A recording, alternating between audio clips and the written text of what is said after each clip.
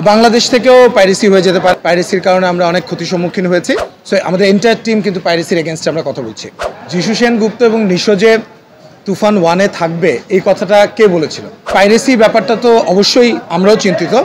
সেটা কিন্তু শুধুমাত্র যে ইন্ডিয়া তা না, বাংলাদেশ থেকেও পাইরেসি হয়ে যেতে পারে, অন্য যে কোনো জায়গা থেকে পাইরেসি হয়ে যেতে পারে।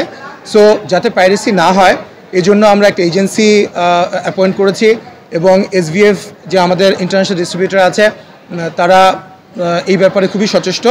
আমরা আশা করছি আপনি যে অর্থে পাইরেসি বলছেন সেই পাইরেসি এই সিনেমা হবে না আশা করি আমরা, কারণ আমরা সুরঙ্গর সময় আপনারা দেখেছেন যে পাইরেসির কারণে আমরা অনেক ক্ষতির সম্মুখীন হয়েছি এবং তখনও কিন্তু আমরা খুবই কঠিন পদক্ষেপ নিয়েছিলাম। আমরা ডিবি অফিসে গিয়ে যেদিন গিয়ে রিপোর্ট করেছিলাম তারপর দিনই কিন্তু 2 জন অ্যারেস্টেড হয়েছিল এবং এই 1.5 বছরেও কিন্তু এই মামলা শেষ হয়নি। তাদের বিরুদ্ধে চার্জ গঠন হয়েছে এবং সর্বোচ্চ সাজা 4 বছর পর্যন্ত হয়ে যেতে পারে আমাদেরকে জানানো হয়েছে।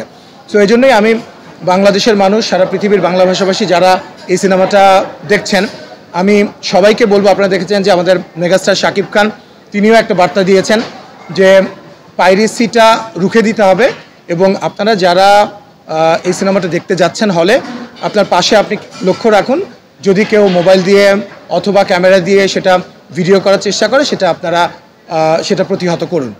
সেটা শাকিব ভাইও বলেছে, আমরা প্রডিউসিং টিম থেকেও আমরা সেটা বলতে চাই। আপনি দেখেছেন যে আমাদের সিনেমার ডিরেক্টর রায়ান রাফিও বারবার, সো আমাদের এন্টায়ার টিম কিন্তু পাইরেসির এগেনস্টে আমরা কথা বলছি। যিশু সেনগুপ্ত এবং নিশো যে তুফান 1-এ থাকবে এই কথাটা কে বলেছিল? আমার মনে হয় গণমাধ্যমে তো এটা আসার কথা না, কারণ আমরা যদি আপনার এই জন্যই আমরা বলছি সোশ্যাল মিডিয়াতে তো আসলে অনেক ধরনের খবর আসে।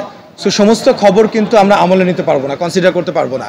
যে কারণে আপনি দেখবেন এই সিনেমাতে নায়িকা কে হবে এটা নিয়ে আমি 20 জনের নাম আমি সোশ্যাল মিডিয়াতে দেখেছি। আমি দেখে নিজেও অবাক হয়েছি, কারণ কেউই আমাদের শর্টলিস্ট যাদেরকে করা হয়েছিল তারা ছিল না। যিশু সেনগুপ্ত থাকবে, নিশো থাকবে, এটাও আমি সোশ্যাল মিডিয়াতে দেখেছি। আমি মনে করি যে আপনারা যারা মেইন স্ট্রিম মিডিয়া তারা যে কোনো একটা সংবাদ দেওয়ার আগে আমাদের সঙ্গে ডাবল চেক করবেন যে আসলে সংবাদটা সঠিক কিনা।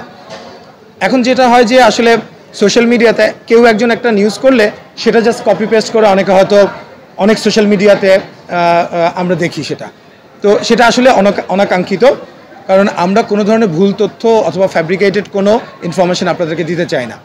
সো আর আপনি যেটা বলেন যে তুফান 2-তে আপনার যিশু সেনগুপ্ত অথবা নিশো থাকবে কি না, এটা আসলে it's too early to make a comment, কারণ তুফান 2 তো আমরা অফিসিয়ালি ঘোষণা দিইনি। আসলে দর্শকের চাহিদা এবং আপনাদের চাহিদা, দর্শকের চাহিদা, সবাই বলছে যে তুফান 2 আসা উচিত।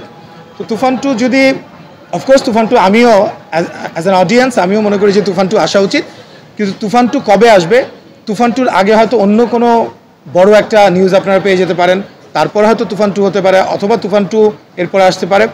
প্রত্যেকটা জিনিসই আমরা অফিসিয়ালি আপনাদেরকে জানাবো।